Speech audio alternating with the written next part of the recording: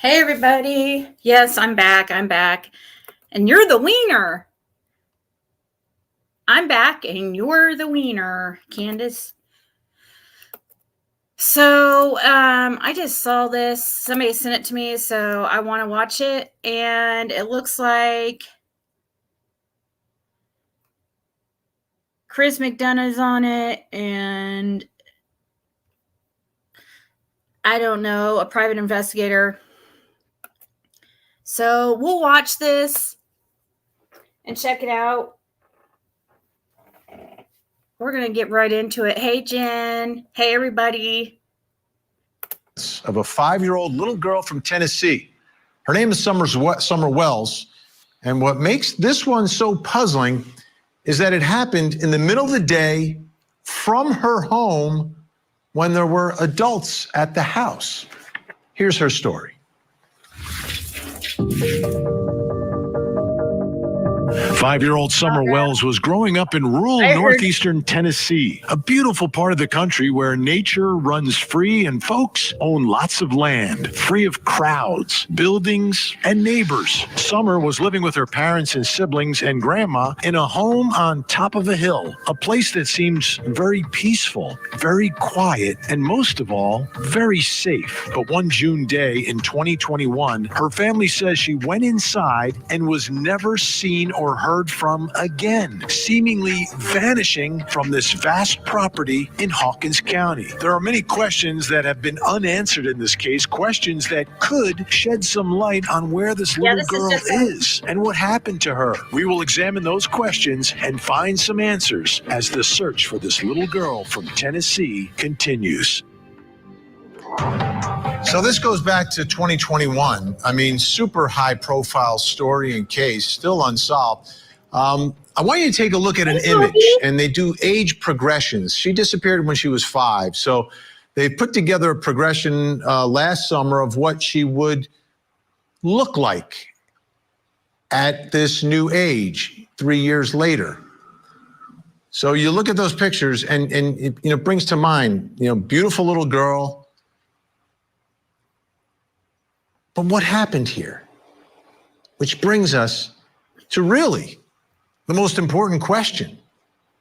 And my first question tonight, which is about this little girl from Tennessee. Where could she be? It seems there's a lot of possibilities of what happened here, and the case is far from being solved. I don't even know if there's any hot leads right now in this one. Let me bring in my guests who know a lot about this story, a lot about this investigation. I hear that Chris McDonough was over at, I guess it was on the lab. I'm assuming that's where he said it about this case being very cold. I don't know what his sources are, or if he's just, obviously he's going to have sources because he's retired law enforcement and has a lot of connections. So I'm guessing he could probably get the inside scoop really from those really close to the case. I don't know. Former homicide detective, host of The Interview Room with Chris McDonough. Chris McDonough is with us. And private investigator Jason Jensen. Thank you to you both. Chris, let me throw that question out to you first. Where could she be? What are the possibilities that we're looking at here? Yeah, it's a great question, Vinnie. And for the last 3 years, thousands of people have been asking that particular question. And the possibilities from obviously a law enforcement perspective is it foul play? Is it an accident? And, because there was an accident, could they have covered up something? There's so many theories that could be applied to this. But that is the $1 million question at this point. Because you and I both know that 5-year-olds, they just don't vanish from their house. No, there's some intervening action, force, something. I want to take a look, Jason, at a timeline here so we can kind of go through this. She did not walk away. Let's. The folks no bear got her. Okay. June 15th, 2021. Summer Wells is reported missing around 6:30 p.m. Last seen somewhere around her home, outside her home. June 17th, the search expands to cover a 1-mile radius surrounding the home.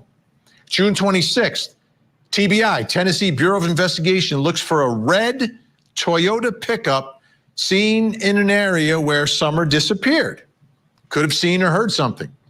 June 26, 2021, Summer's brothers are removed from the home by the Department of Children's Services. So, okay, so a month and a half, or no.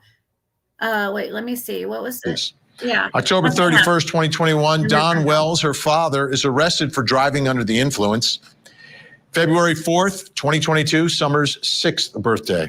February 4th, 2023, Summer's 7th birthday. June 14th. I don't think so, Mary Martins. I think if I think this was planned, and I would think the smart thing to do would not let the other kids know. Kids talk, you know. I mean, you can threaten them not to say anything and scare them quiet, but you know, eventually it's going to come out. So I just think more than likely whatever was done was probably at least like somewhat hidden from the boys.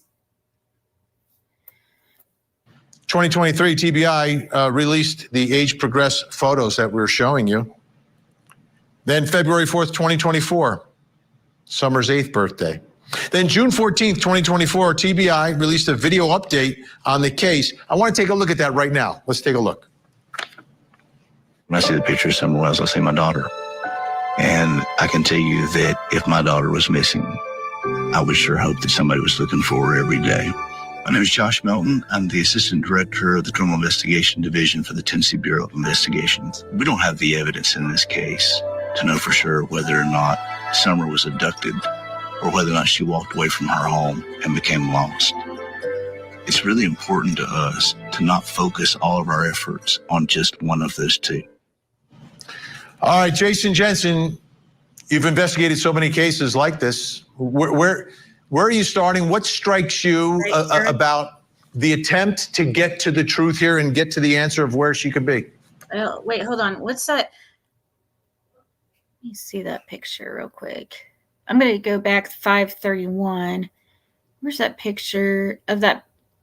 I'll have to pull that up because somebody sent me a picture over on, what's her name? You remember that girl that was hanging out at Dawn and Candace's for the longest time? And she, Dale Terry.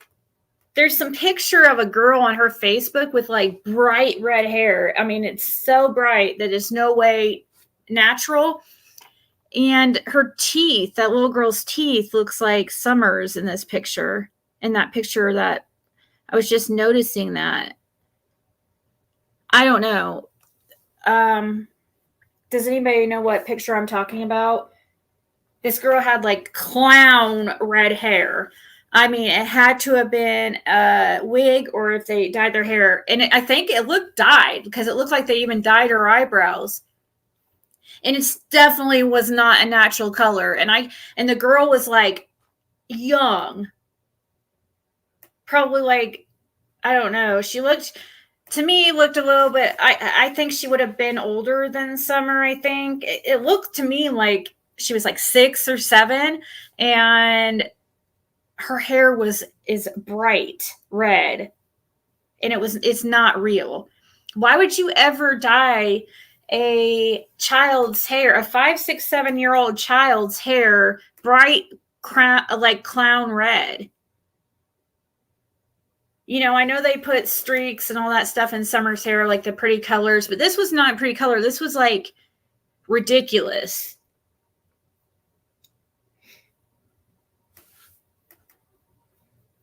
I'm just wondering if any of you guys had seen that, and somebody had sent it to me recently, but I know if I show it, people will throw a fit because it's got kids in it.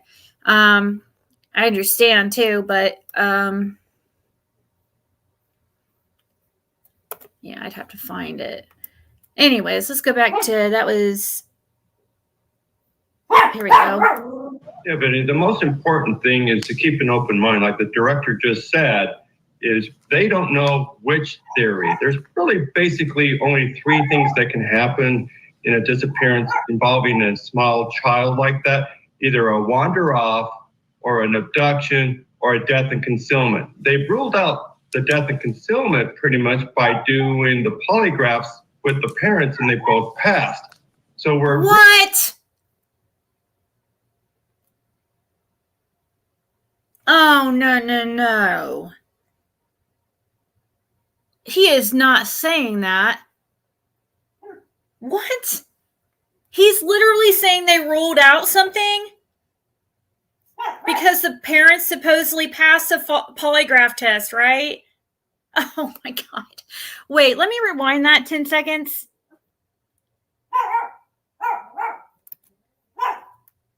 Come on, Bandit. Is they don't know which theory. There's really basically only three things that can happen in a disappearance involving a small child like that: either a wander off, or an abduction, or a death and concealment. How about selling the child, like trafficking? The death and concealment pretty much by doing the polygraphs with the parents, and they both passed. So we're really focusing on whether this child wandered off, got lost, and something happened to the child. That's why they did the mile radius search and then find her. So, there's a real possibility of the abduction, and you got to keep your mind open. A real possibility of abduction? Who is this freaking clown? I'm sorry. Oh my God. Because we do know that this situation does occur. Like, I have a case, the 1982 case of Rachel Runyon. She was abducted 15 feet from behind her home. So it can happen. Let me ask you, Chris, the red Toyota pickup, what do we know about that vehicle? Why is that something that law enforcement talked about? Well, first of all, the red Toyota pickup was introduced by the father of the victim. It wasn't an independent witness or anything like that. The dad says, there could have been a vehicle down at the end of the driveway, et cetera. And so we have to take into consideration, What?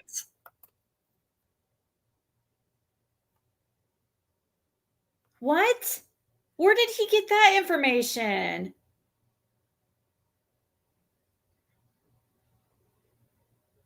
It was supposed to. What? That's the first I've ever heard of such a thing. Ever. Bandit. Come on. Hold on. I'm just going to shut this door. Come on.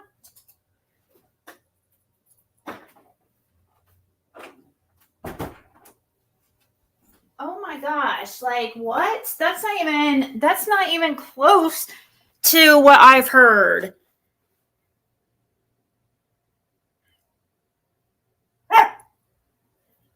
Does anybody else remember something about he grabbed it out of thin air?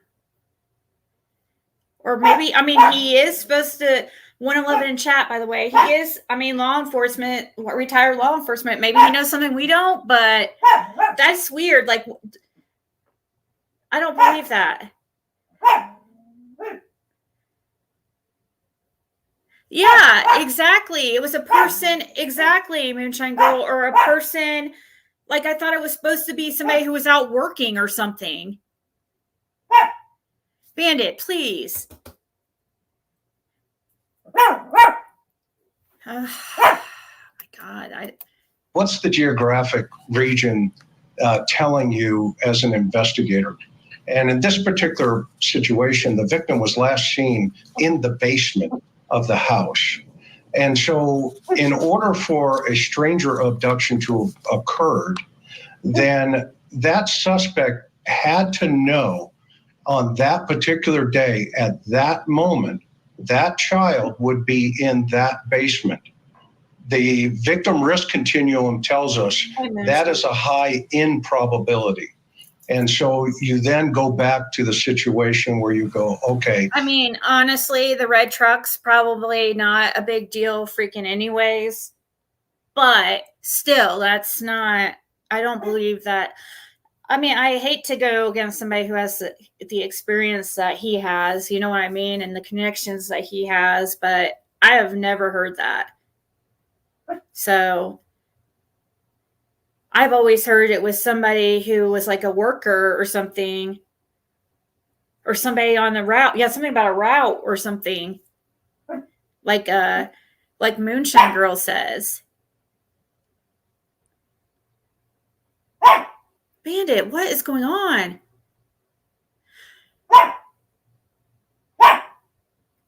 No, Mary Martins. There's like there's way more to it and a lot more people involved. I don't think it's so much a debt owed, or I think that they were afraid of Summer speaking out on things. I mean, she was getting in school age. I think there was a few motives, not just one, and money was just one of them, you know. Who was the last one there, and what are the circumstances around that? And I think that's where the authorities have been focusing. You know, Jason, when we cover stories like this that happen in more populated areas, you know, whether it's a neighborhood like Sebastian Rogers in another part of Tennessee, or in a city like Nashville, or you know, any other city across the country. This is a very rural area. There, you know, it's not like you're in a neighborhood. There's not a lot of folks nearby. If someone comes by, I think you might notice it. It reminds me a little bit of the situation with Suzanne and Barry Morphew. Suzanne Morphew went missing from her home. They were kind of isolated as well. How important is that part of the investigation? The geography and the... No, they don't, Rhonda. No, it's just a groomer. This is, well, dang. I was hoping Chris would have corrected that guy, but I don't. See, that's the issue to me. Like with people, Chris is investigating a lot of different cases. And when you're doing that and you're talking about a lot of different cases, it's very easy to confuse things. I mean, you can't be an expert on every single case. You know? I mean, it's just not possible. He has done a lot of work in this case, though, but as far as I don't believe that was correct. You know, where all this allegedly took place. Well, yeah, terrain, especially in rural areas, plays a major part. Like basically Chris was alluding to, if it's not a high active area, you know, high access, you're not really going to have a lot of access by strangers. So the problem that we have here is, how did she get away from the house without being detected? Because in rural areas, everybody knows if there's a car nearby, you know, you're driving down the street, you see a truck pulled over to the side. In those kind of communities, they want to pull over and offer assistance. So access to the home, access to the child is really going to play a big part here. And that's why early on there was a lot of threats and harassment received by the Wells, because everybody thought it was a low probability that, you know, was an abduction. Okay, guests are staying with us. Coming up next, what does the family property actually look like? I'm looking at this terrain and I'm going, holy cow, she could have even, there's a million possibilities here. Yeah, there's down there, and there's the road down there. Did you know that in middle-income communities, there are about $13 for every child? But in some underserved communities. Where would the suspects have been, in your opinion, in this? My opinion? Yeah, in this area. They could have been sitting anywhere. They could have been sitting over here, off the little edge right here, or where the bus is, that little bushy area right there. They could have been sitting right out here. Yeah. And okay, come show me. What's up? That's all right. And I just recently found out that there was I guess he's a child molester. Okay. That lived like literally 8 minutes from my house. Oh, she just found out that a child molester lived like 8 minutes away from her house. As if they didn't have all kinds of freaking child molesters hanging out with that property, working with Dawn, staying on the property, related to them and staying on the property. I mean, come on, don't act. That's the thing why nobody believes them, because they try to come off like too much like perfect parents when it's quite obvious the opposite.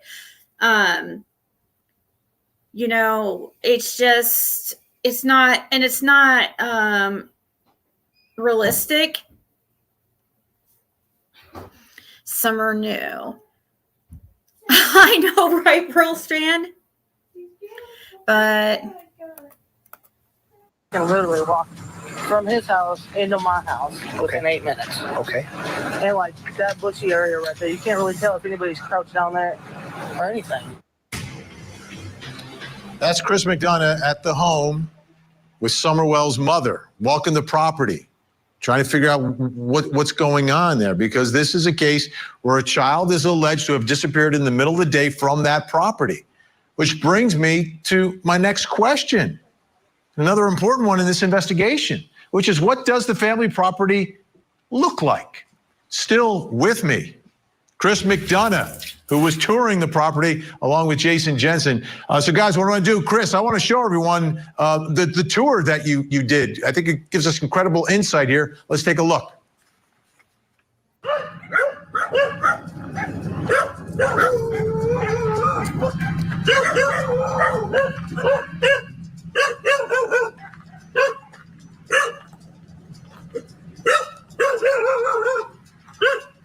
you guys ever look at these and hope that you'll catch something different,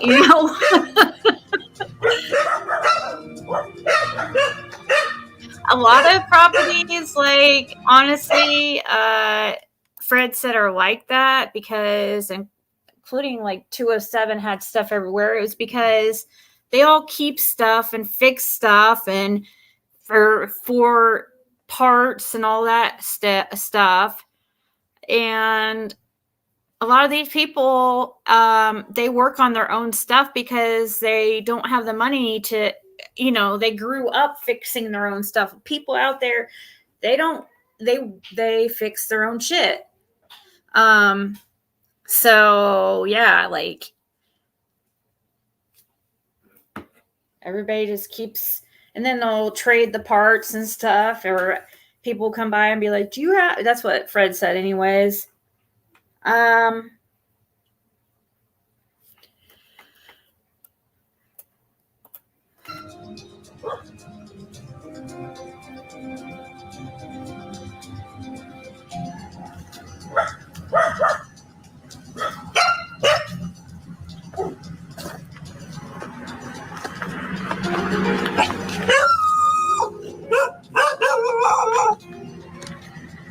Hey.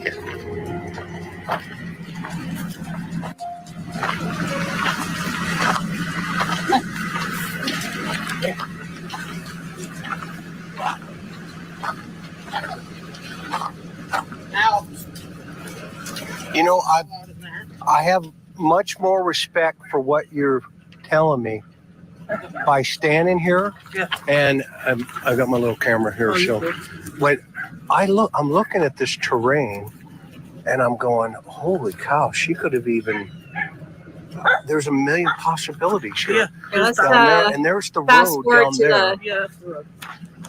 And that's my mom's house. Okay. Like, literally, it's... And this right here. Usually you can see the road because they have went through here and mowed and took down a bunch of stuff away from the power lines. Okay. But usually it's full up. You can't even see the road. That day, though, how was it? Was it full up? They or was actually, it like that day and a few days prior to that, they were working on this. Okay. So I've even come to a conclusion maybe one of them people have snatched it. Oh, interesting. Because they were all the way up here. Yeah, I see. See, the issue with that is like what we discussed. I think even Scott H was talked about it too in here. And the problem with that is these people, the tree people, they they usually go to work together in pairs. So if it was one of them, it would have had to have been like more than one of them. It's not usually, they leave together, they don't all drive their own vehicles. Even the work vehicles, they're not in them by themselves. So the likeliness of that, I feel, is like very low.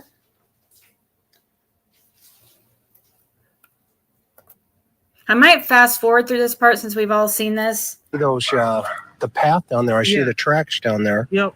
You're over there. And they were all the way up here to my light pole. Okay. And you told TBI all this, right? I told TBI this, yes. Okay. And yeah, I can see the cars going by. That is not far from your property. Mm-mm. When they pulled up at the church that I ran into them at, they were in, a couple per vehicle in those work trucks. They weren't just by themselves, each in a bucket truck. Like, it's probably even part of their safety protocol to make sure that people are together in numbers. I don't know.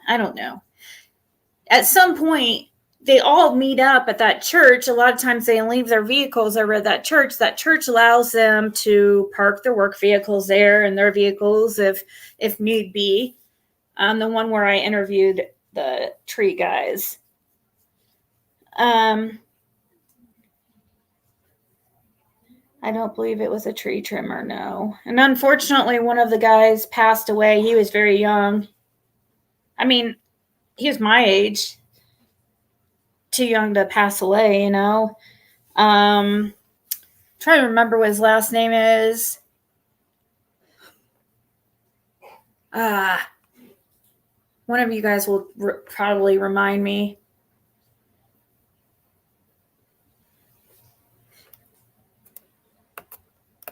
A holler down there? I mean, is there a river of some sort? The creek runs all the way around the property. And how deep is a creek? Okay, just so it's like an inch or two. Okay. You'd be lucky to get wet enough to do anything. Okay. So walk me through. You get home. You take the groceries inside. Is Don home, by the way? No, he's not. Okay. Actually, I parked the truck and I opened both doors. It's really hard because this lawnmower is. But I opened the doors up and I shook her. I said, "Wake up, we're at home." She jumped right up. Okay. Like nothing. I unbuckled her and I said, "Come on." I said, "Mom, I'll be right back." Well, went in there and got the boys and they were sitting at the table. Yeah. Chambers. No, not Chambers. No, not Chambers. That's the guys at Beach Creek in Ben Hill. Not Chambers. I think it might start with a C though.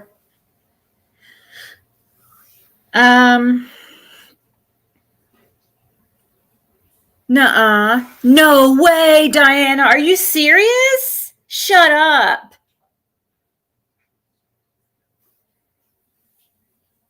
Just now. Did that just come out? Puff. Shut up.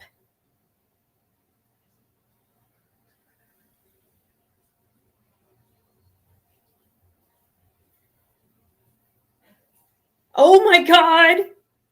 You're right. Just like 8 minutes ago, it was just real quick. I'll read this and we'll move on to our regularly scheduled program. But it says Sean Combs arrested in Manhattan after grand jury indictment. The music mogul has been under mounting scrutiny since a 2023 lawsuit by his former girlfriend Cassie accused him of sex trafficking and years of abuse.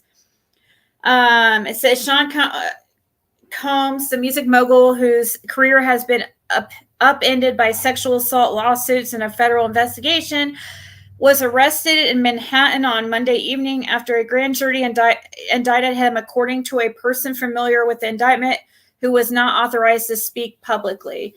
The charges the charges in the indictment were not immediately clear. A statement from Mr. Combs' legal team said they were disappointed with the decision to prosecute him and noted that he had been cooperative with the investigation and had voluntarily relocated to New York last week in anticipation of these charges. Sean Diddy Combs is a music icon, self-made entrepreneur, loving family man, and proven philanthropist who has spent the last 30 years building an empire, adoring his children, and working it to uplift the Black community, the statement said. He is an imperfect person, but he is not a criminal. Mr. Combs, 54, who is also known as Diddy Puff Daddy, was a key... Okay. It says he's been under intense scrutiny, because of Cassie. It goes on and on, but it doesn't show any... We don't have details about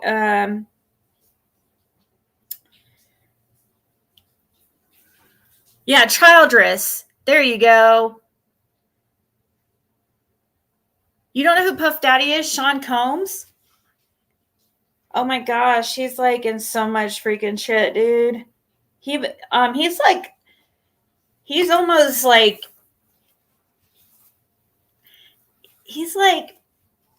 I don't know. To me, I don't think he's, in my opinion, I think that like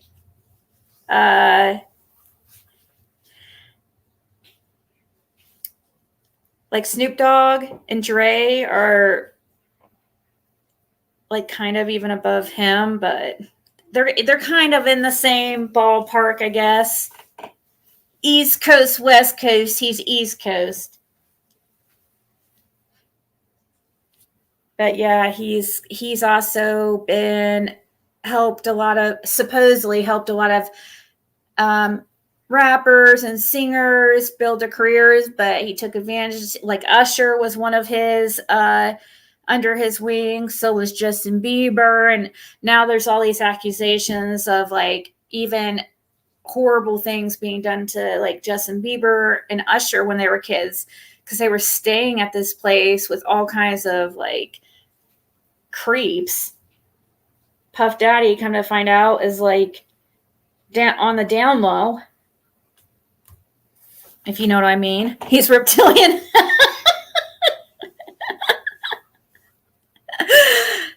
So now it's crazy, Diana. Well, we'll have to keep an update on that. Thank you for letting us know that. Yeah, I know. I feel bad for Justin Bieber. Who knows, like, the stuff that he went through, and the amount of abuse he went through.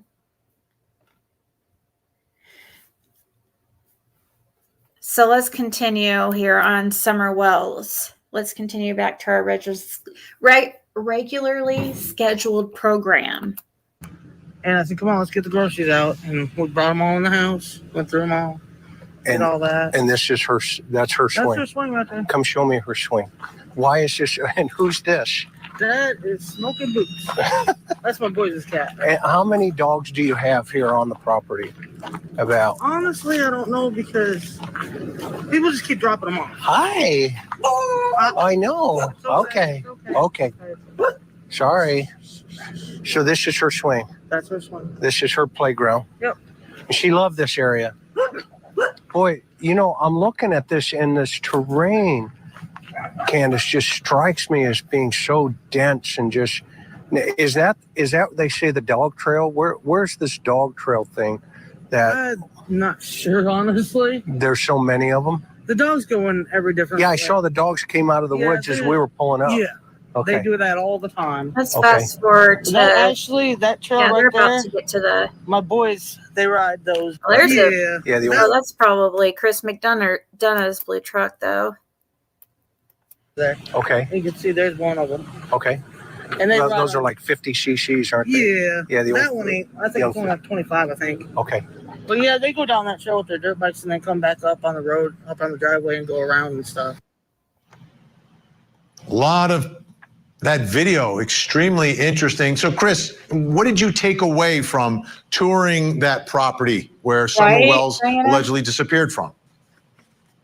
Yep. So, wanting to keep an open mind, right, Vinnie, when I'm talking to Mom, about trying to understand what the suspect may have seen if this was, let's stay with the lane of an abduction of some sort. And the terrain is so thick and dense. And by the way, this is only about 3 weeks after the initial report of her disappearance. So this is pretty much what it looked like the day she would have disappeared. And so I thought to myself, okay, is it possible that somebody could have hid in those woods, could have come up behind, the back area there behind the camper, because you can see the road from the top of the property. But then again, you've got to think, okay, does the suspect expose themselves down on that road? Because you could even hear cars going by while I was there. And so Mom then explains that the only way she thought her daughter may have gone out of that house was through a basement door, which was on the left side of that house, looking at it in this shot. It would have been to the left of that. And that was down by the bus and right in that area, right there in that shot. That would have been what they call the dog trail. And so, the fact that somebody would have had to navigate all of these obstacles, et cetera, and that's the door, and get into that door to where Summer was, it really does raise a lot of questions. Wow, Athena's such a blessing for us. Yeah, Chris's truck. I just saw a blue truck and I was like, I was thinking, because I was thinking that dark blue truck that Fred saw. Kind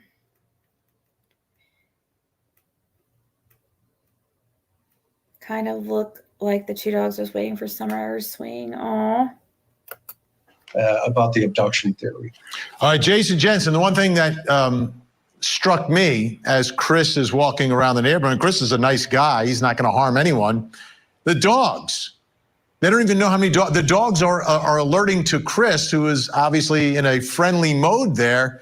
What are your thoughts about the dogs on that property and the prospects of a little girl wandering away without the dogs alerting, or someone taking her without the dogs alerting? Vinnie, we were on the same mindset. When I was watching the video, from Chris, the thing that struck me the most was how many dogs were there. So obviously anytime a stranger would approach the home, I'm sure the dogs would bark at him, or at least gather down. Even friendly dogs will go down and greet somebody with tails wagging and everything. But certainly the first moment they're shocked by a stranger coming through the woods, they'd be barking and alerting the owners, I'm sure, is what their typical patterns are. Obviously. I own dogs, and that's what my dogs do anytime someone approaches the front of the house. So I would think that in order for there to be any kind of viable abduction scenario, she'd have to wander off, like little girls do, chasing a butterfly or something, find herself far enough away from the home that she encounters somebody that shouldn't be there. That's about the only thing I can think of. And Chris, with that scenario, going back to the property here, I could see that happening in a much more densely populated place. You're at a park, you're at a mall, a child wanders off and can get scooped up, right?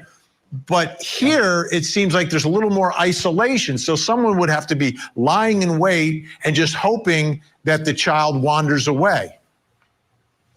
Yeah, absolutely, Vinnie. And what you and Jason are talking about, just going back to the dogs for a second, when I pulled up, I counted them. There were about 16 dogs that came out of the woods. 16 when you pulled up? When I pulled up, there were 16. And I asked her, where are all these dogs coming from? And Mom said that folks in the area just drop the dogs off in the neighborhood, and they all come up to that property. Okay, to me that speaks volumes. That is incredibly insightful in all of this. All right, Jason. So as you look at the property, there are other possibilities here. Without pointing a finger at anyone, but if something happened to her and someone wanted to dispose of those remains in that terrain, do you think it would survive the level of searching that was done?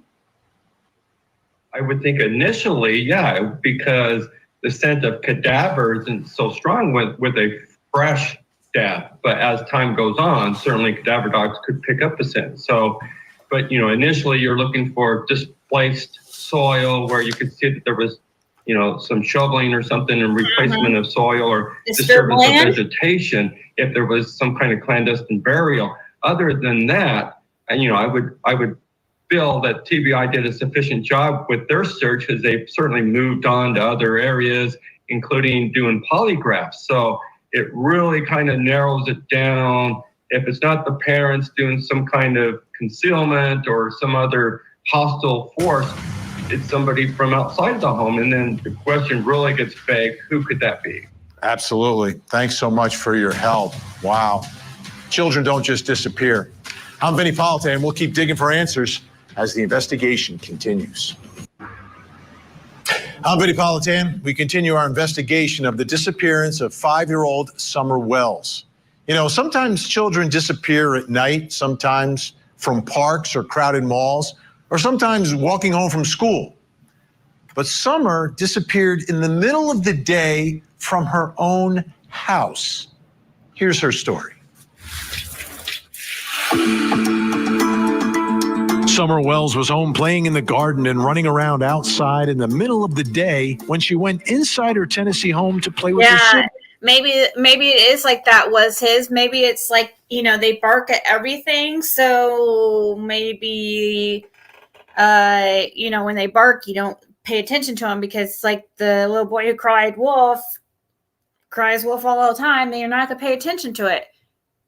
So I don't know. I guess I can maybe see that. And plus, she's going to be drinking probably or high. I don't know, guys. I just have a hard time believing that anybody could have, the parents don't know. Maybe Candace didn't know. Maybe Dawn set something up weird. With some other people, hint, hint, and maybe Candace didn't know, maybe. I just don't, it's hard for me to believe that, though. I hate having to, I just want answers. Tired of the dogs go on vacation. Oh yeah, supposedly the dogs were just, no dogs were around that day. They just nowhere to be seen. That was June 15th, 2021. And to this day, no one has seen or heard from Summer since. Her parents have spoken publicly many times, recounting what happened that day, urging the public for help, all while some looked at the family with suspicion. There have been massive searches for Summer and years of publicity surrounding this case, but none of it has led to an answer. None of it has led to Summer. Where is this little girl from Hawkins County, and what happened to her? So when you're searching for a missing person, especially a missing child, there's one question that really starts everything, which begins the investigation, and that's my next question, which is, where was she last seen? Supposedly in the basement. Absolutely significant in all of this. Or let me bring in my guests who are going to help us. Last seen walking away from the home. Former homicide detective and host of The Interview Room, Chris McDonough, has done a lot of investigating of this case, and forensic psychiatrist, trial expert witness, author, and columnist, Dr. Carol Lieberman.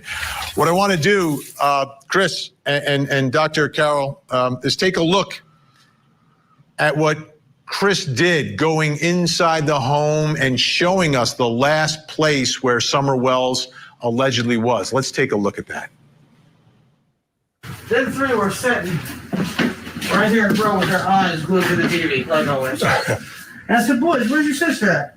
Well, she just went downstairs, Mom, to play. So I went over here like this, because this is where the stairs are. Okay. It's actually down under there. Oh, down into her Down into bedroom. our bedroom, and then hers is on the other side. Oh, okay, in the basement. Yeah, in the basement. Well, this makes sense now. See? And then I yelled. I said, "Summer, Summer," and she didn't. I listened for a minute. I didn't hear nothing. So I went like this. Is this how I would get down here? Yeah. Well, I don't know if you want to come down here or not. Do I got to be tiny to get in there? No, you should. Can we come in from the other side? Yeah, we can, but it make more sense if you went this way. Okay, I'll follow you. Chris was like, should I do this or not? He's like, am I going to get killed or not? But he did have his wife out there, and there'd be video evidence, I guess.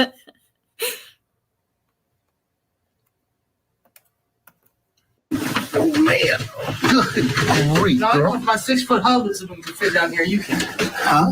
My husband's 6 foot. I know if he can fit, you can. This. Oh, my gosh. Way to go. This is my husband's room. Okay. And over here, well, it's a mess again. That's all right. But this is where Summer and little Waylon was, because Waylon's only 9. Okay. And they stayed down here. And these are all her toys, all her Paw Patrols, All her movies. She's got a movie about the Savior. The boys I brought back down here after she went missing because I didn't want them upstairs by themselves anymore. Okay. And this is all her toys. These are all her toys. All these toys that are down here are all hers, except for like the trucks and the Teenage Mutant Ninja Turtles and the game system. That's the boys'. Okay. But them are all her toys. And she's really into Paw Patrol. I see. Yeah, that. I've been collecting from day one. And these are all her little ponies that we've bought. And then these are them girls that she likes. Them new fashion, I don't know what they are, little princesses or whatever. She's like all kinds. Here's one of them bracelets. Oh, that's just one of them. What do they call these? Oh, this is little pony bracelets. Yeah, I don't know what they were really called, but she liked them, and so I just every time I go to the outside, I buy We're what just she wanted. checking this out. Okay. You know? A lot of this Whenever is I got just a little bit of review. money, I spend it on the kids. Like Yeah, this is. most of this we've already, we've seen all this obviously, and it just we're listening to experts' takes, I guess, on it. Her. We're not going to get any this new is- information. I Obviously. understand her now. Yeah, Even better. Thank you. you're welcome. This is really important. Yeah, I come down and I searched. I looked up underneath the beds under there. We can't really get on. I can't get under there. Yeah, yeah. But I looked under there, looked under every blanket I could possibly look under. Yep. And then I come over here and I looked on one side and see underwear. And I don't recall if this was locked or not. I don't Okay. recall that. Okay. But I know, it's hard on me. But I See, know there's I that just wanted window. that for summer. There's the window right there that people were wanting to.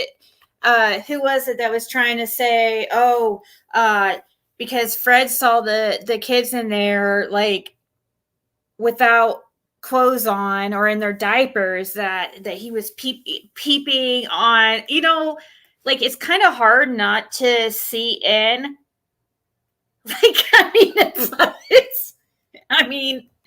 Especially and you would be kind of shocked to see little babies in there just hanging out. And you can't get a hold of the parents. And yes, CPS was called because of that. I'm just going to say that. I'm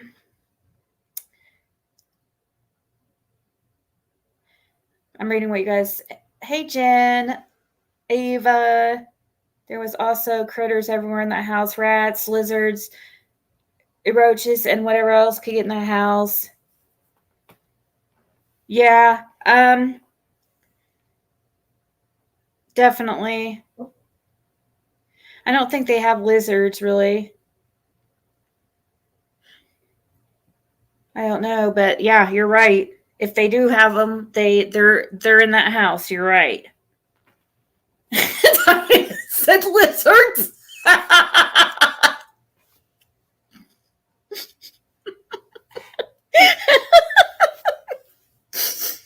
Oh man.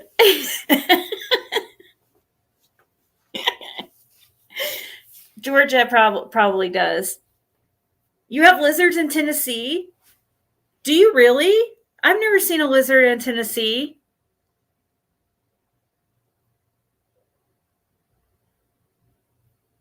Is there a new court TV date tomorrow about summer? I don't know. This was just posted today, though. What kind of lizards in Tennessee?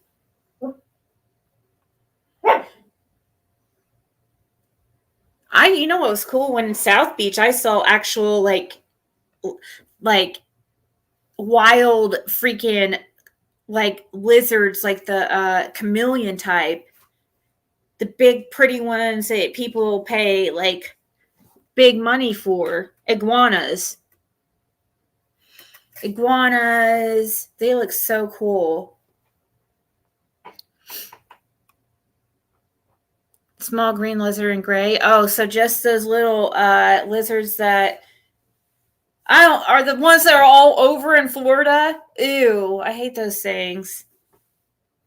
Anoles, or what are they called? Anole lizard, or something like that. Anole, Anole, or something.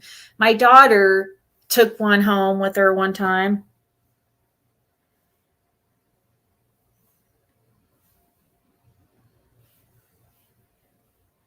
Yeah, it's very normal in Florida for those lizards to get in your house. Like it's like getting an ant or something, or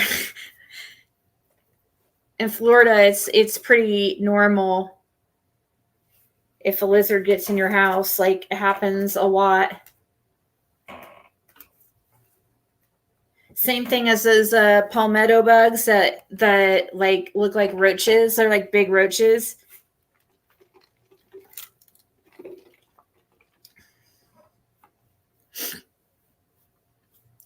But yeah, I can't do like rats and stuff. Ew. I've never seen it. Like I've seen a rat in West Virginia. I've never seen one in Indiana. I've seen them in Florida, definitely, in a gas station actually once, and that freaking freaked me the fuck out. Running across the top of the cooler, dude. I'm not fucking lying. It was disgusting, and it looked like it was like a foot long. Like the body of it itself. I'm not talking the body and tail.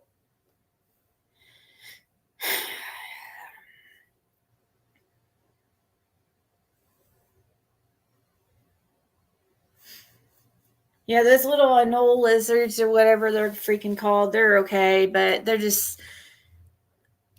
like...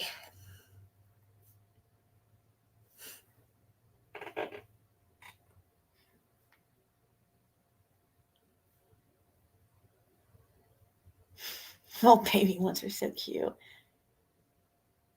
The 5-lined skink lizard. Ew, you have never had... Yes, I had a mouse in my house. Actually, I had one like... I thought I saw a mouse live once, like a month or two ago. Yeah, mice. I didn't have any last year at all. Oh, sorry.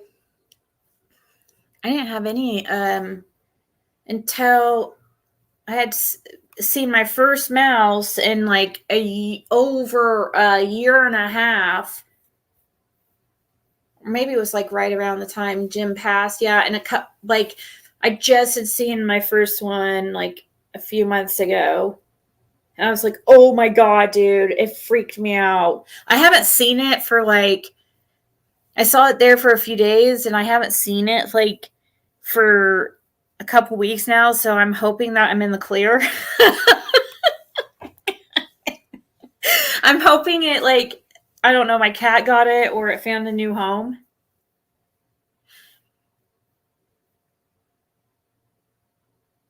Ew!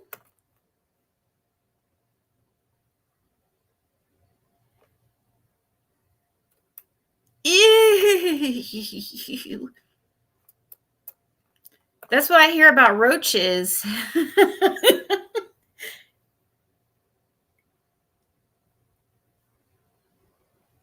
Because your things are okay. Thank you, Lavender. I'll look back. Thank you.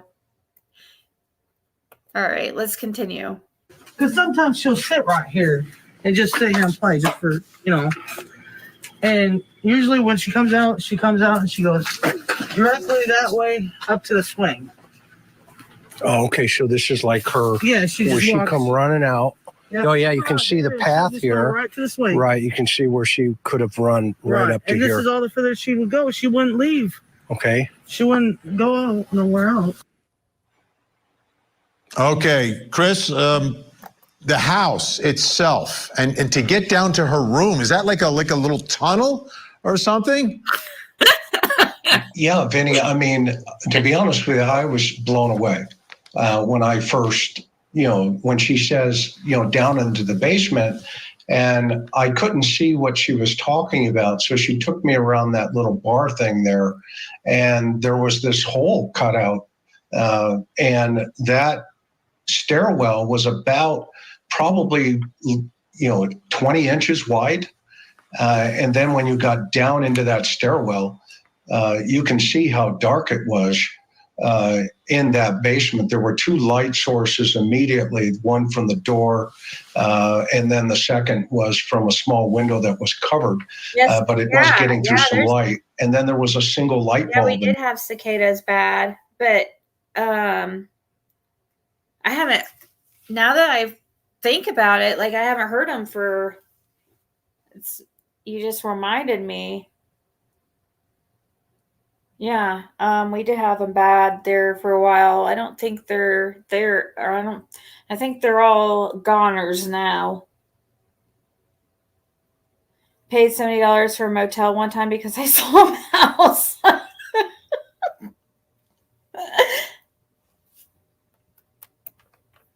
There, and it was, in my opinion, I told her I had a better understanding of Summer because I had a really difficult time trying to figure out why a 5-year-old just arbitrarily would take off down into that basement, to play with her toys while her brothers are upstairs, and that's who she wanted to go into the house to see. Right. The story was I want to go be with my siblings, but they're upstairs. Dr. Carol Lieberman, the other thing that strikes me here, not being judgmental, is just there's a lot of clutter in this house. It's a little, I mean, does that tell you anything about what's going on in this house? Like the physical state? Okay, yeah. So we watched this clip the other day. I was wondering, you remember when I was looking for this? I guess it was yesterday. I dated a guy for years that looks just like Chris McDonough. He's cute. That's funny. Well, their house is like tiny. It's tiny. And they had the 3 boys in summer, 6 total. And then on top of all the people that they'd freaking be randos bringing in there and stuff. Gosh, I don't know. I don't know how they did it. Of the I don't want to say cleanliness, the order in the house. Yes, of course. And I watched a number of Chris's videos. But she's used to it. If you grew up and that's all you knew, then she's probably used to it, I'm guessing, but I don't know. The whole story doesn't make sense. I'm not trying to make excuses for the parents because obviously they're full of shit, in my opinion. I went to sleep in my car because there's a bug in my house. Oh my God, dude. If there was a snake that had got loose or something, I would sleep out in a vehicle, or I don't know. I hate snakes.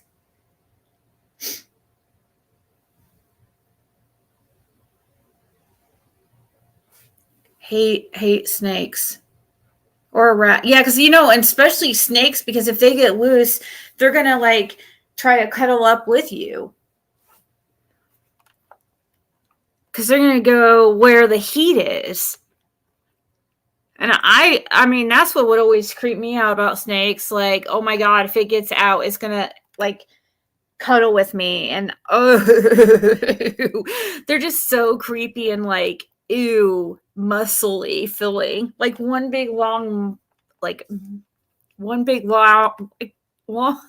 trouser snake. Has a mind of its own. It's creepy. How does something move without legs? Ew. Ew. No way, Pearl Strand. Oh, hell no. Oh my God, I would never be down there ever, ever, ever again.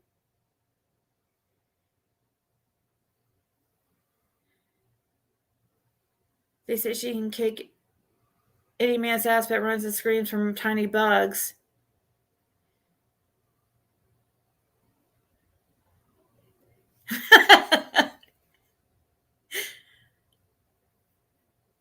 I know. I've watched, you know what? I'm fascinated by snakes. I love watching like documentaries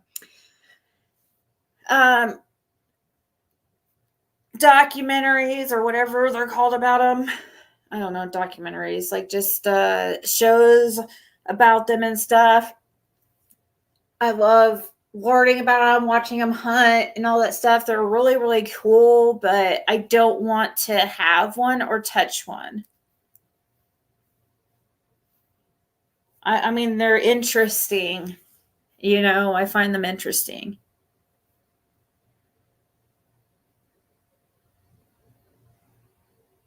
Ziggy, please, what? What?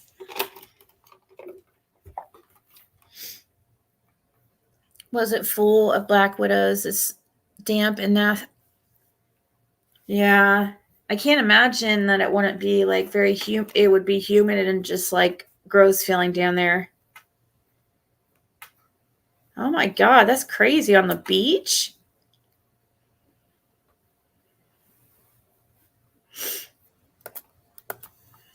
And a lot of times he says to her, you know, I don't mean to be judgmental, or I don't want to be judgmental. And he isn't. And I think people seem to be looking everywhere, but, you know, not wanting to confront, you know, on a deeper level, the parents. First of all, like letting the dogs, you were saying that says a lot, you know, the fact that they have all these dogs roaming around and that they let people drop them off. You know, people just come and they drop their dogs off. There is a carelessness. There's alcohol abuse. There's drug abuse. Well, I agree with her, except the dropping the dogs off. You know, we've already talked about this. Nobody's just, they don't just, well, actually, that's kind of is true, because now we hear she has this dog that was over at 207 that's now like suddenly became Candace's dog, and she has one of the several puppies that were over there. How she obtained this pup, I have no idea. She shouldn't even be allowed to have animals in her care because she does not take care of them. They've already confiscated like 20 dogs from that property. Like, eventually, aren't they going to be like, dudes, you got to stop freaking taking in animals that you cannot take care of? Like, you know, it's ridiculous. This just shows like she just goes through, she can get rid of like things like so easily, like animals, people. Think of it, like she gets rid of these dogs and just like, it's just like she gets over, she's emotionally numb.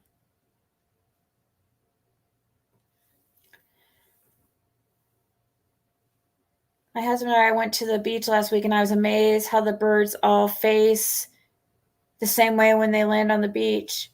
Huh. They don't even have the money to feed these animals. I know. We often see alligators passing through. No way. Are you serious? Oh my God, that's so cool. That's creepy, but cool. I mean, where's that at? I'm too honest, or you don't have to say if you don't want to say what, like, hey, Christina. Oh my gosh, right? ICU?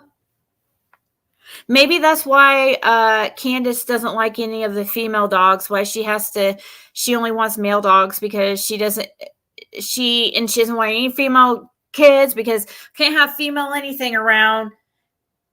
Donnie will freaking essay can't have any female anything, can't have female freaking dogs, cat, nothing. This guy takes anything he can get. Freaking creep. Allegedly. Eastern coast of Florida. Oh, really? I've never seen an alligator in the ocean. I don't think.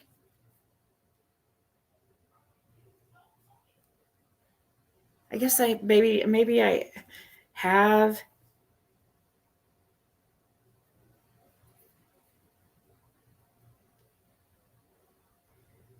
Oh, that's so cool. Oh my gosh, Pearl Street and Christy Vincent, since we've watched her like walk videos on here of her on her daily walks, and the alligators that she sees, or alligators or crocodiles that she sees along the way. You know, like and she's in that area, so yeah. Very much South Carolina, man, probably one of the big.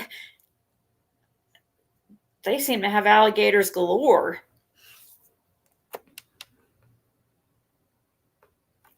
They will lock you up for what, November Rain?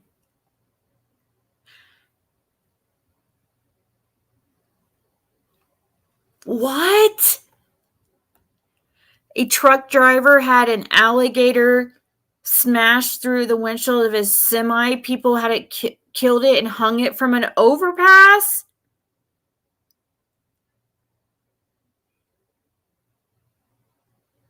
Oh my gosh, that would be awesome, Christina.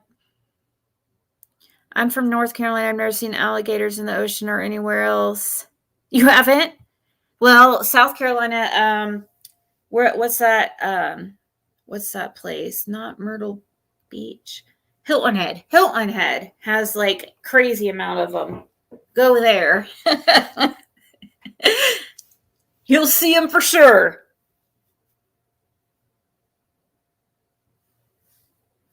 Oh, really? Golf courses, ponds, everywhere. Yeah. The last day we were at the beach, we watched the dolphins the entire day. I've never seen dolphins stick around like that, but they sure did. Oh, cool. Yeah, usually they just, I mean, if you're out there in a boat, like one time I had the pleasure of getting to go deep sea fishing. That was really awesome experience, but I was young, and but yeah, they just, and also when you go on cruises, of course, they follow your boat and stuff. They're super cool.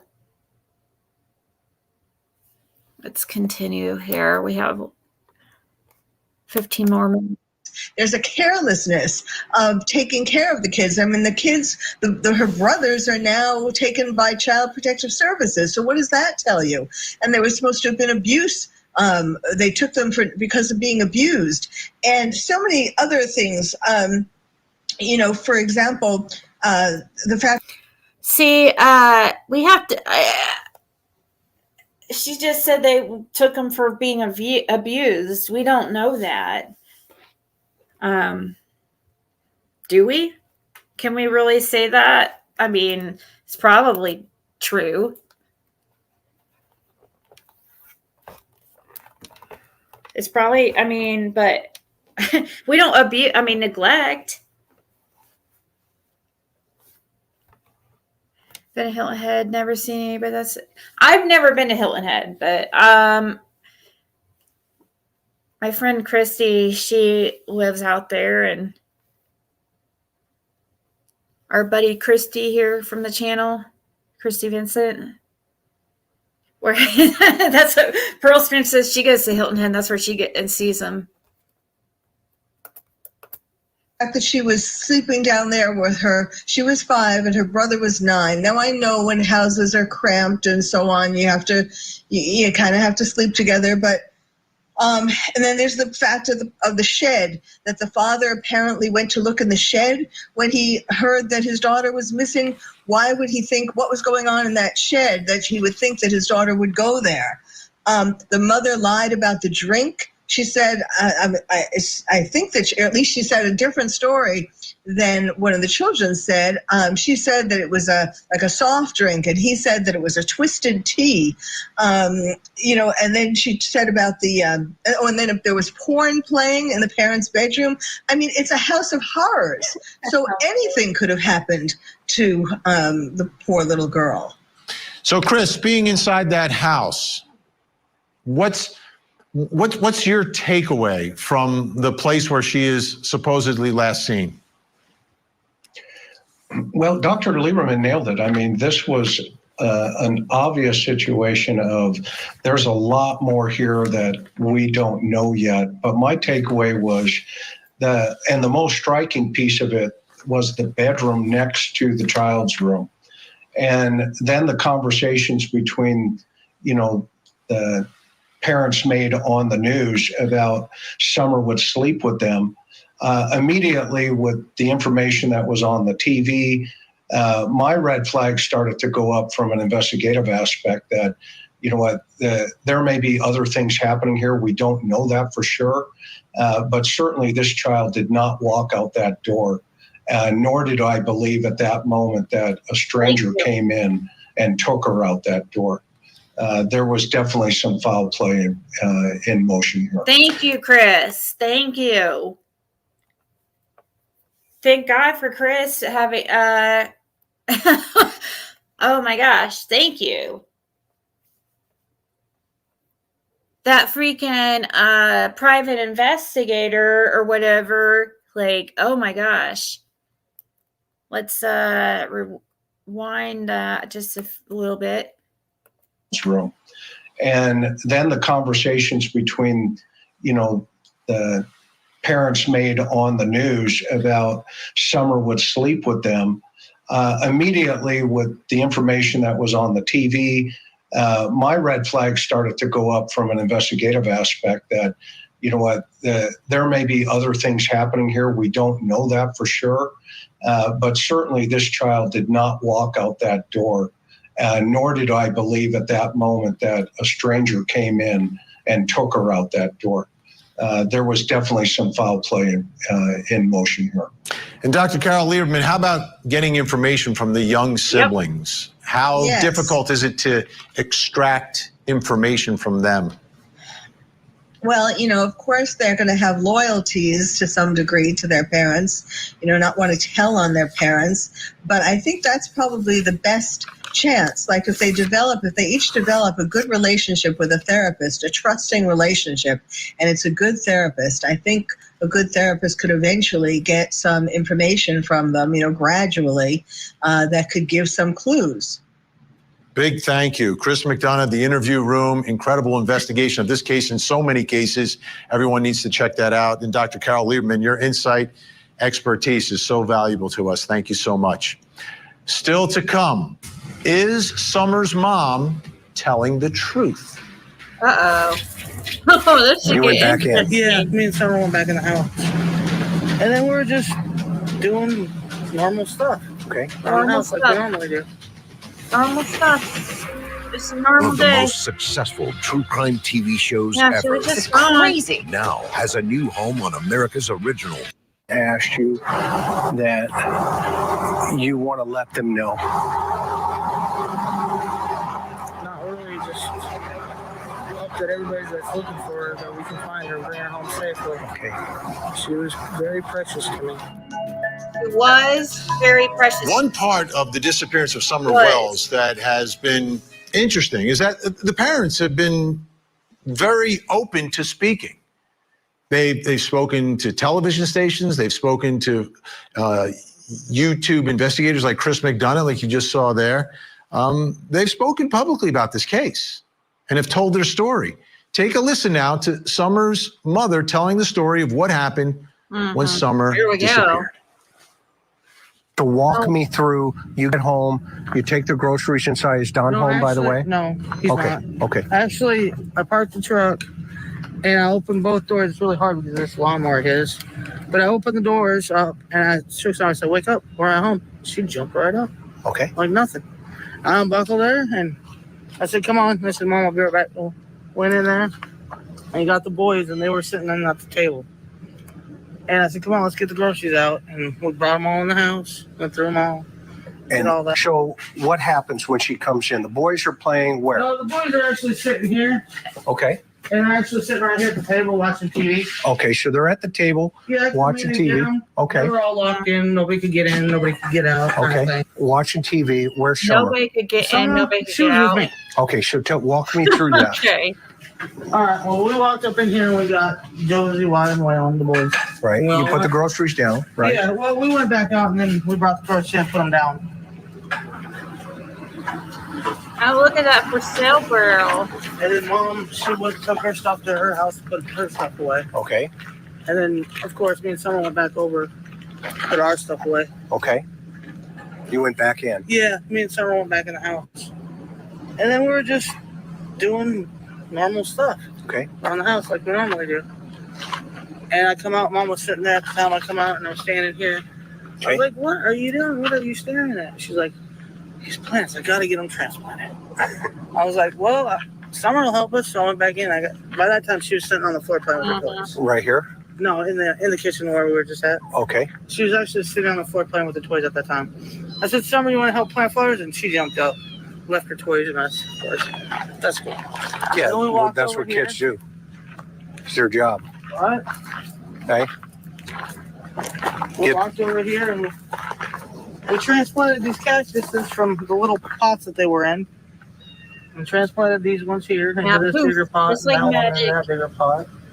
And she took the rocks that we've gotten from different gem mines when we went up to Crystal Gallenberg and stuff. Okay. And she's the one that spreaded all the rocks around in here. And then she put her puppies in here. She wanted Chase in there, you know. Okay. That was cool. Where are those puppies now? What do you mean? Oh, the little puppies, her real ones. Yeah, these little. Oh, yeah, those little guys. Oh, that's Paw Patrol.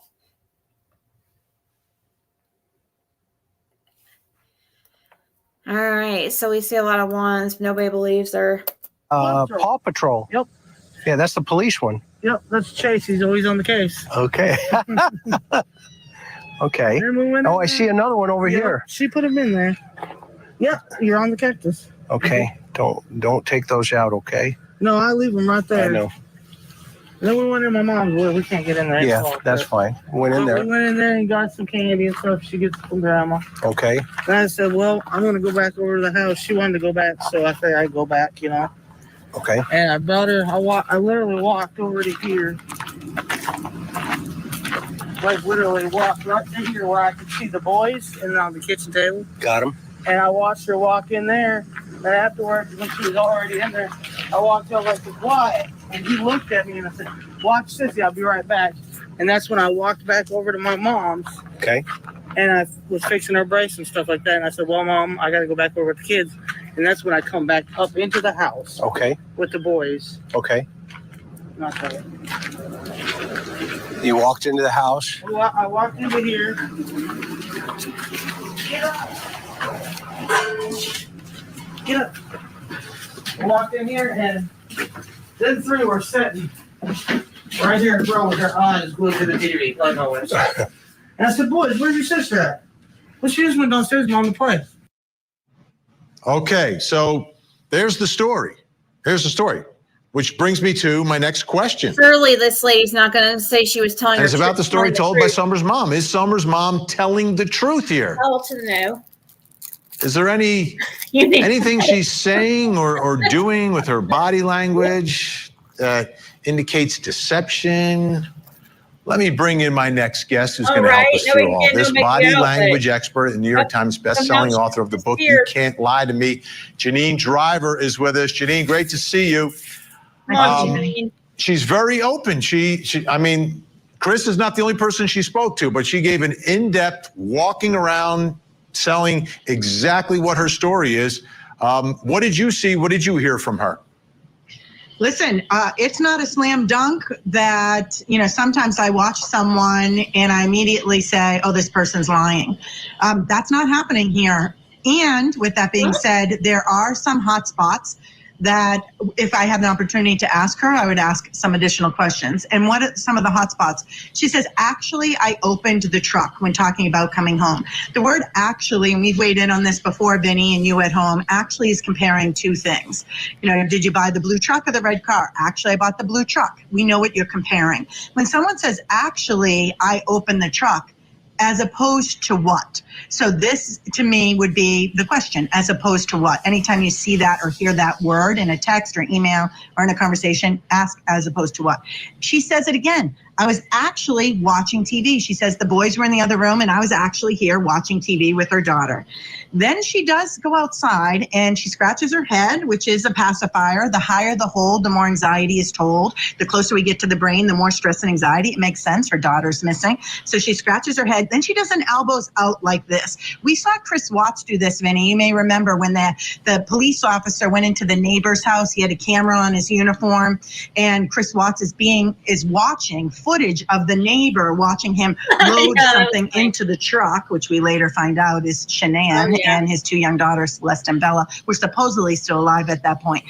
When we see Chris Watts see that footage, he goes like this, elbows out, shock is about. So we see this in law enforcement all the time, or if you are a first responder, you'll often see this. The World Trade Center crumbled down. You see people do these elbows out. Basketball players, Caitlin Clark, love her. Caitlin Clark, right? If she misses a ball, doesn't happen often, but you might see elbows out right here when a play doesn't go the way we want it to go. So this is shock is about, there's a problem here. She does use past tense. Past tense is indicative of someone telling the truth. She jumped up. I'm not hearing tense changes, which would be indicative of someone creating a story. We went and we got candy and stuff. I'd want to know what's and stuff. And we literally walked. Now, this word literally walked is confusing to me because why literally? We just walked here. Isn't everything literal that you're telling us? There's an expression we like to use, Vinnie, and you at home. Truthful people convey. Liars try to convince. So we literally walked over here. Why the literally? Instead of we walked here, and then we walked here. Is she overselling at this point? That's a hot spot for me here. We literally walked. And then she said, we just went outside to play, or we just went downstairs to play. Oh, about her sons. When she asked, where's Summer? She just went downstairs to play. The word just is a minimizing word. Can I ask you just a couple questions, Vinnie? Oh, it's going to be more than a couple. And I asked you just a couple. So just is a minimizing word. So there are some verbal spots of stress and some nonverbal concerns I have, but this is not a 90% she's telling the truth. This is a 50-50, if not 60% telling me the truth. And riding that edge of 40%, there's more to the story. Right. And the thing that struck me as I watched her, she just seemed very comfortable. Right? A man's got a camera, is asking you questions. The world is going to see it. And there's a level of comfort there. So I'm kind of with you on all that. So we're just about out of time, but like zero, I guess you said 60%, you feel like this is very truthful, but there's something else to the story. And this comfort that you're talking about, Vinnie, the comfort, that's out of place, right? Your daughter's missing. Where is the fear and the sadness? This is the thing that concerned me with Chris Watts when I watched him. Two things didn't appear. Fear and sadness. Where's fear and sadness? We are out of time. Janine Driver, thank you so much. Appreciate it. Sometimes I cover stories about missing children that have gotten very little attention. And in those cases, publicity can make a big difference, making people aware or getting people to actually search. But what makes this case so frustrating and baffling is that there have been massive searches and an incredible amount of publicity, both locally and nationally on shows like this. So unfortunately, what I think here is that the longer it takes, the more difficult it's going to be to find little Summer. I'm Vinnie Politan. We'll keep digging for answers as the investigation continues.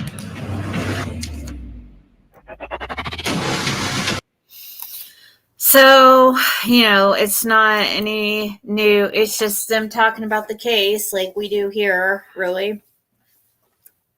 discussing things. They got some. She was trying to be fair. I don't think she believed her at all. People have to be careful when they're on. These people don't want to get sued, right? And their careers are on the line. So, sometimes I feel like they might be extra careful on something like that. You know what I mean? Because you don't, I don't know. I think she really wants to say she's full of shit. And thankfully, Chris McDonough said foul play.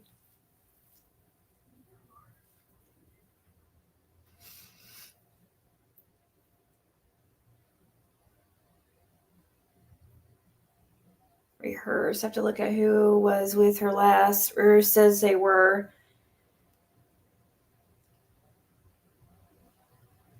She didn't seem familiar with the case.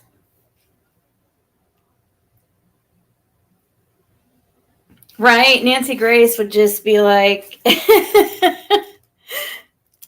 dude, you're full of shit. Stop fucking lying. Where's Summer Wells? Well, she didn't say effing lying, but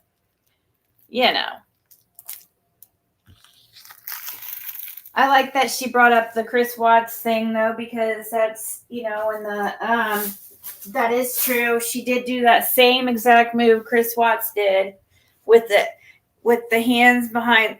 That's crazy. I didn't even think of that.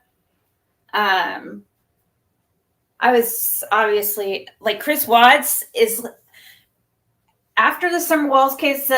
Chris Watts is the second case. Like that's the other case that I know like extremely, extremely well. Not as well as Summer Wells, but I mean, I read that whole discovery. I have more than once. I haven't been watching any of these updated like shows and stuff on it about supposedly Nicole Kessinger being involved. I've always believed there was more to that whole thing. But I don't know. It's hard for me to get too interested in any other case. Like right now, I have to until Summer's case is.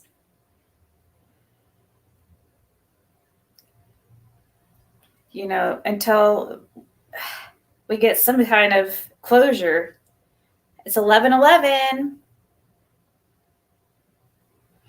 Why do you tell a mill boy to watch Summer as opposed to the oldest? Is that what she said? I heard one, or I saw one of you guys saying that.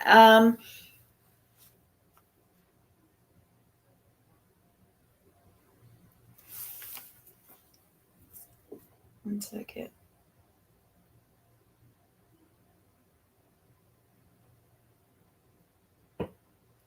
So, I don't know. I don't know. Why was the oldest boy, Josie, taken to Utah? Probably for that same exact reason, I guess.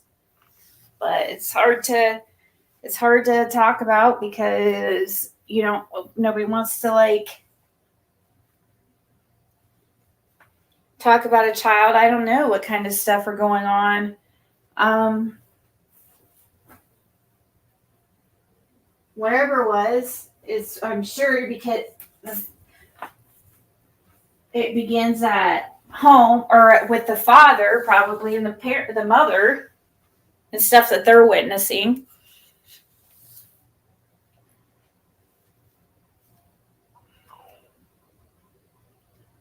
The middle child was the Dew boy. Oldest was golden child. If no one could get in, no one could get out. Why has no one asked what changed downstairs since coming home to change that to allow an abductor into the basement? Candace only came in that one door. Exactly. What changed exactly? Nobody in, nobody out. Okay. I think Chris, you could tell Chris was trying to, there's a certain way you have to talk to people to make them feel comfortable, and he knows that people are going to be extra nervous because they still look at him as law enforcement, So you have to make people feel comfortable. Otherwise, they're not going to talk to you. So sometimes there's certain questions like you can't ask or that you really want to. You want to say things like Missy saying like, okay, then what changed? How did somebody get in here and get somewhere? You know what I mean? No, I haven't. Oh, God. Do I want to know, Lori?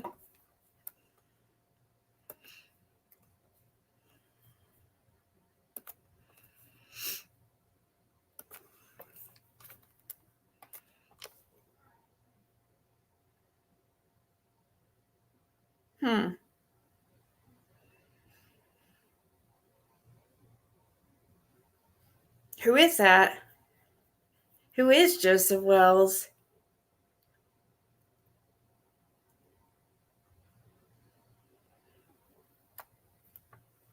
It says something about Joseph Wells. What is that? Because of him touching a girl. Yeah, there was some rumor about that. And then I supposedly one of the girls, and I don't know. Probably something he learned off Don Wells. That is true. Hopefully those boys were hopefully intercepted just in time, especially the two youngest. Hopefully. I refer back to the Ellie call saying he is always trying to hurt Summer, that he had to be Don or one of the boys, right? Yep.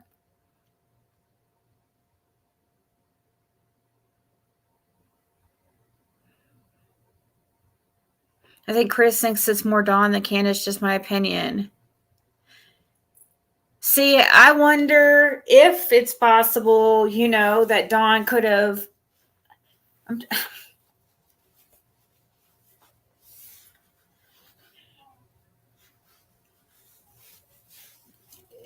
Did this or planned something with somebody else, and Candace not know, I guess, could be possible, but it's hard for me to believe that she doesn't know the truth by now.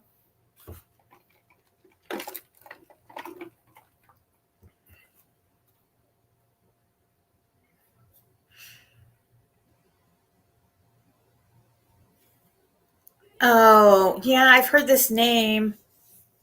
Joseph Wells.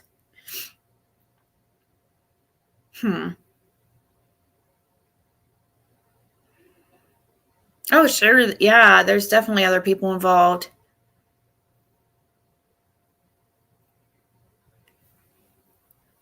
It's a lot of people, unfortunately.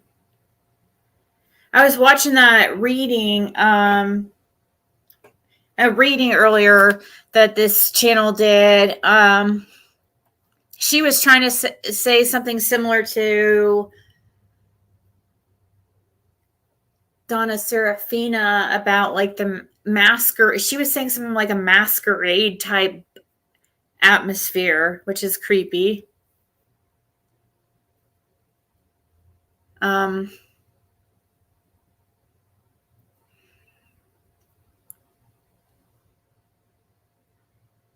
But it felt like she was trying to say, like, the way she put it, though, she was trying to act like the parents didn't have anything to do with it. And I can't freaking co-sign to that. Like,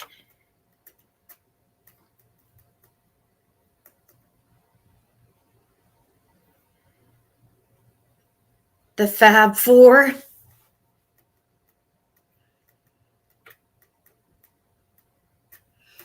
It was like a tarot reading. I don't think by her card I can see why she felt like she did. So I don't know if she had seen Donna's reading before.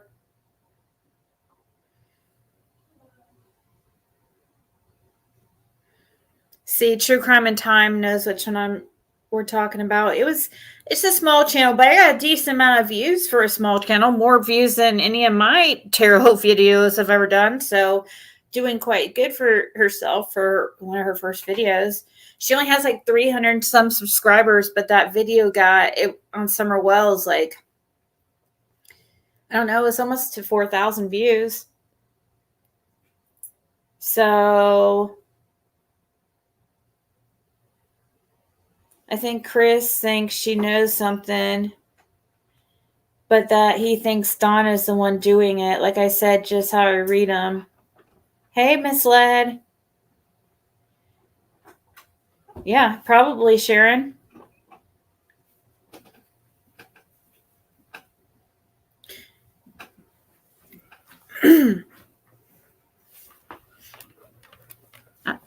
In my opinion, Don didn't work all day. I believe he left work early the day Summer went missing. Well, Fred saw Don that morning come off the driveway around 9-ish, he says.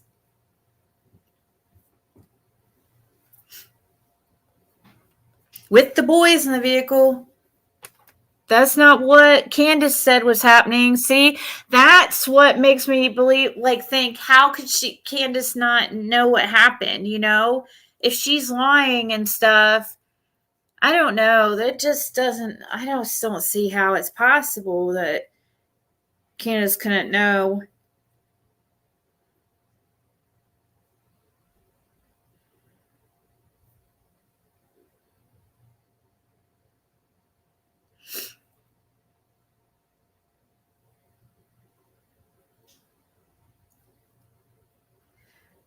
Oh, yeah, it was his.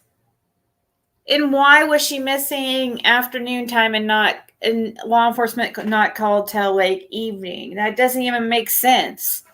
You're going to be calling law enforcement like immediately, right?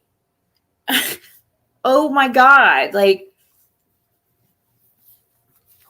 after you're going to have that motherly instinct, okay? After a few minutes and looking for your child and you cannot find them, you've looked everywhere, like, you know, if you're going to know if this is something that's like completely not normal for your child, you're going to immediately like be freaking out. No way you're going to wait looking around for 3 freaking hours.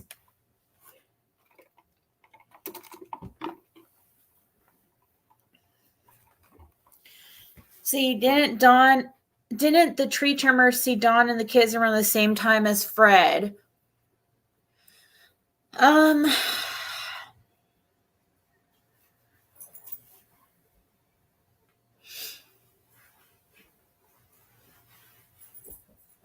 Gosh, I don't know. They saw one of the tree trimmers claimed that they worked with somebody who claimed that they saw Summer in the back of the vehicle of Candace's.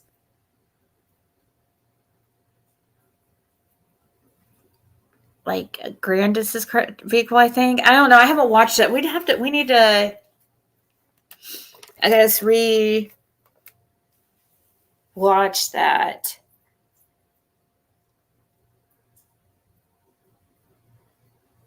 Of course, the boys were in the car with Don that day. That is why he took the Subaru instead of the truck to fit all 3. Yeah. I wish you knew that when you were talking to the tree trimmers to see if they saw Dawn there too. Huh?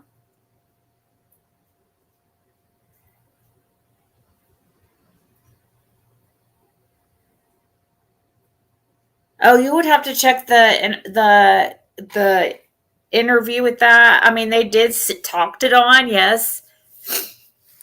But on that day or the next day,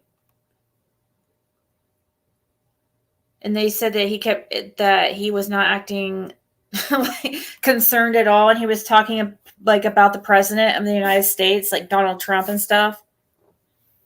I do remember that.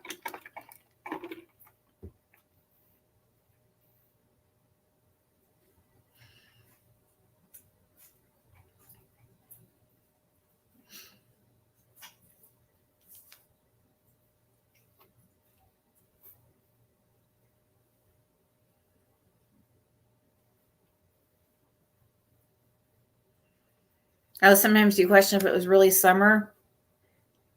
Due to Summer's short hair, couldn't have Summer been mistaken for a youngest boy? Yeah, it's so weird. You know, so a lot of people think maybe she was made to look like that, for a reason, which is weird.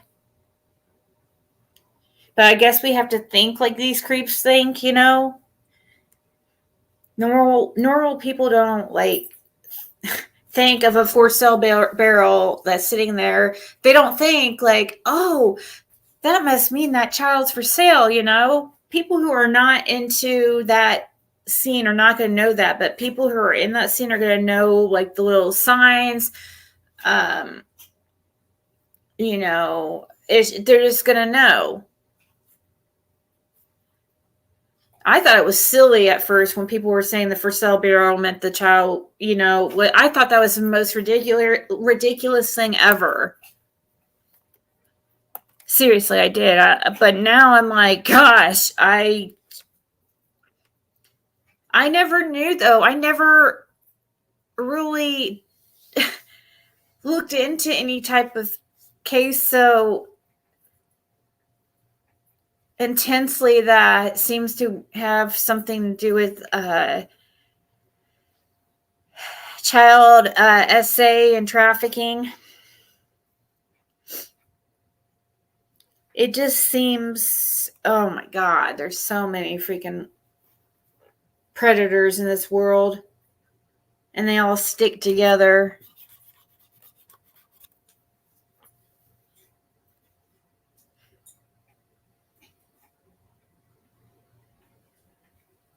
Don mentioned her addressing her like a boy because I'd never heard that, Lori.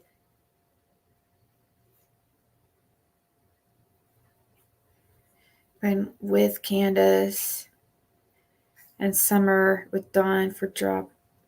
He could have been with Candace and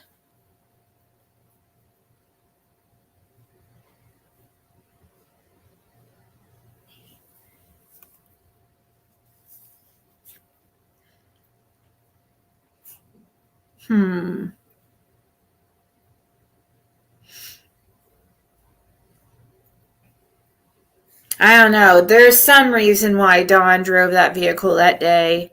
I know that. And one of the main theories was, at the beginning, was that he had the boys with him, and that's why. So, I mean, then my theory was always something with the GPS. I thought, like, he wanted to have, like, set up an alibi.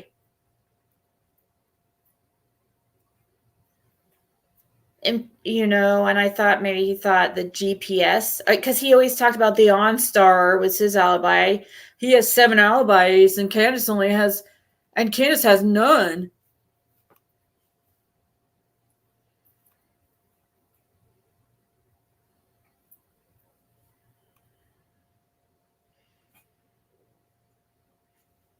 For a reason only they plan this shit for a while, nothing. I know. But there's a few key things I feel like I know for sure. I feel like somehow, some way, Jody Sue and Andy have to know something. They have to. I mean, it just, so whichever scenario it has to fit in it somehow. Because I just don't see why Andy would lie about being on the road. I'm sorry to bring that up again, but I mean, it's just like, that's what I keep going back to.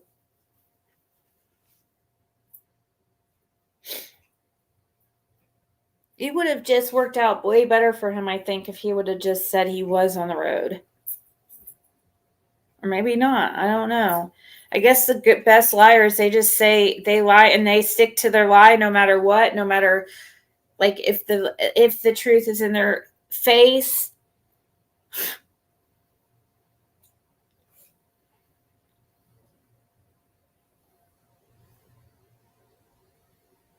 Yeah, Carrie.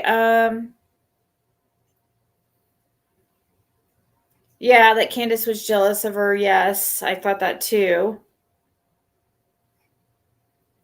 I don't think Dawn worked that day. Remember Hunter saying Dawn calling some man messing with me? Yeah. All right. Good night, Lori. I am going to go here in a second anyways. It's just weird he would lie about that. Yep.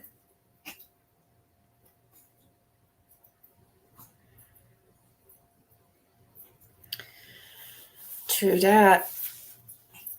Well, guys, I'm going to go.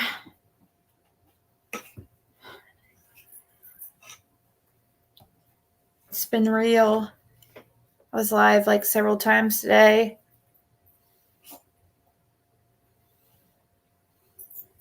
Does Ziggy, or hey Ziggy, does Fred recall SB saying anything about the scream? SB. Who is SB?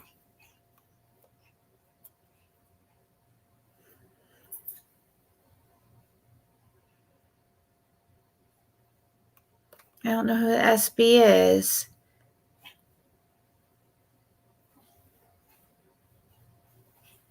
Judy Sue Brown?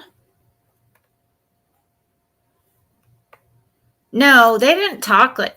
Oh, you mean on the recording?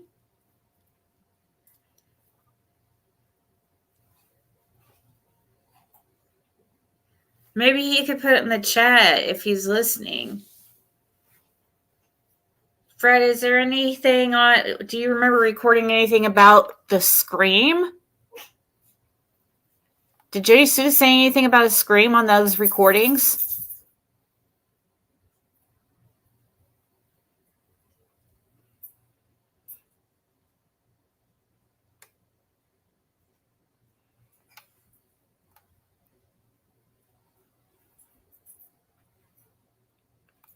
She said something about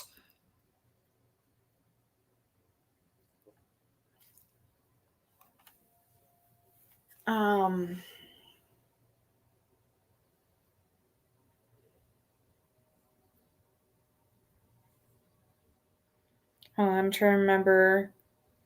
She asked Andy if he saw Summer when he was up there earlier, and that was up on the 15th.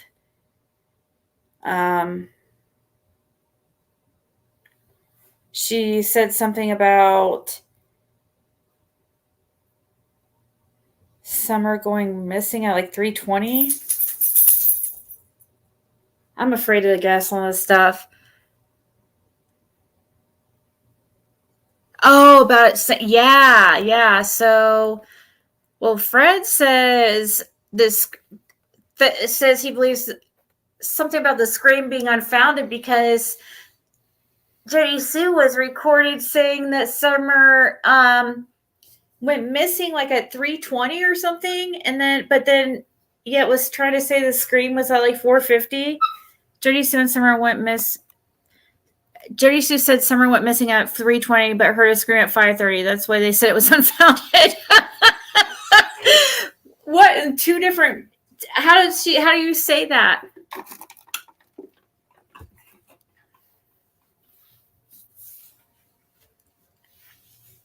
Wow. So she did mention a scream at the very beginning? I don't ever remember her. She didn't say, nothing was released online about this stupid scream forever.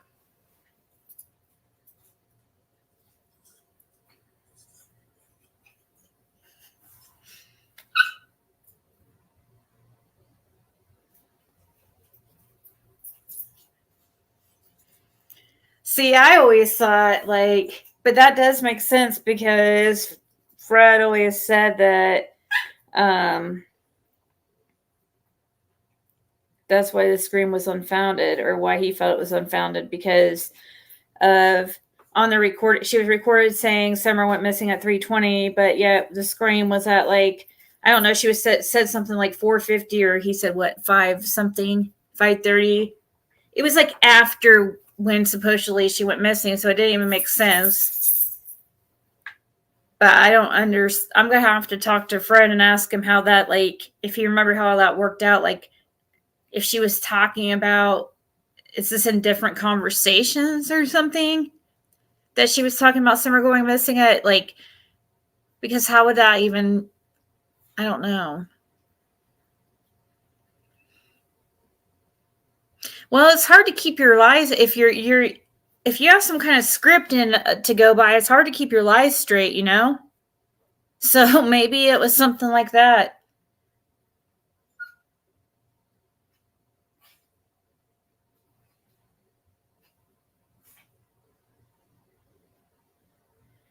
Did she mention it to you personally? Well, there's your answer right there, Paulo, right below you. Like the early after she went missing. So Fred's saying it was on recording on the 15th.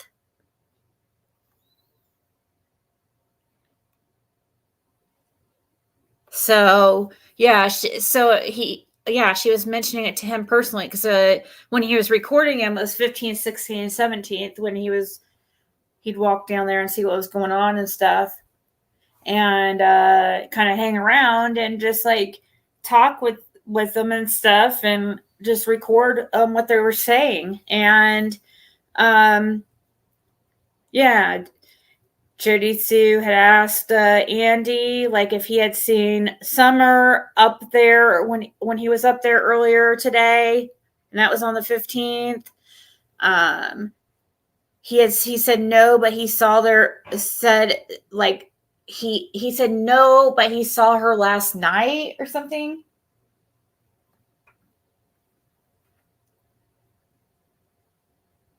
Or no, she said, when was the last time you saw Summer alive? Like, what the fuck kind of question is that?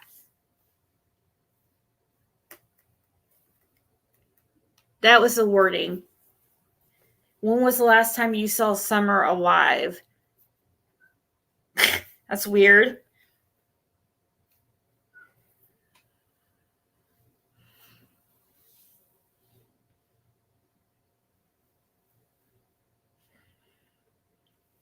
So, and then supposedly he said something about the night before, or when I was up there earlier, or something like that. When I was up there.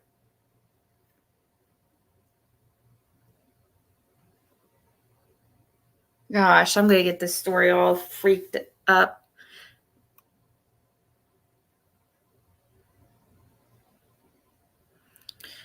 Right, Paula Hour. If it was mentioned, I guess it was something that was at the start, because it really seemed like to me that I didn't hear it until I've always thought it was concocted weeks later. You know, like, but I don't know why I haven't really, but it is true. Fred has talked about that recording, and so I guess I should have freaking put two and two together, but really we haven't talked in depth about that recording until like the last 7 months since he's got out of jail. So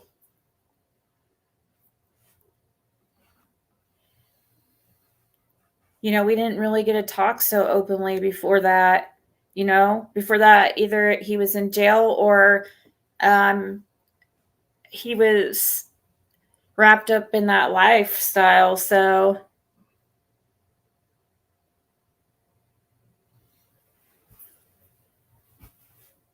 Andy B said last night, but I didn't earlier when I was up there, meaning earlier the 15th. Oh, okay. So Andy said he didn't see Summer when he was up there earlier that day.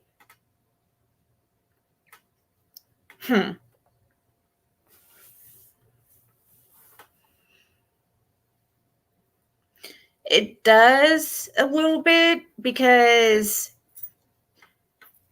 I don't know. I never heard about the scream until like weeks later. I thought it was. I still don't believe it. I still don't believe it. I mean, I just don't. I never did.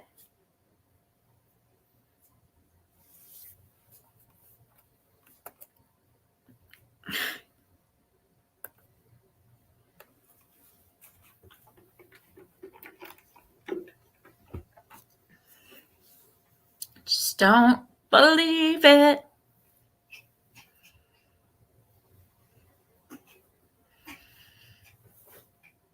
All right, guys. I'm going to go now, but thank you all so much. Till next time, America. All right, guys. I'll talk to you later.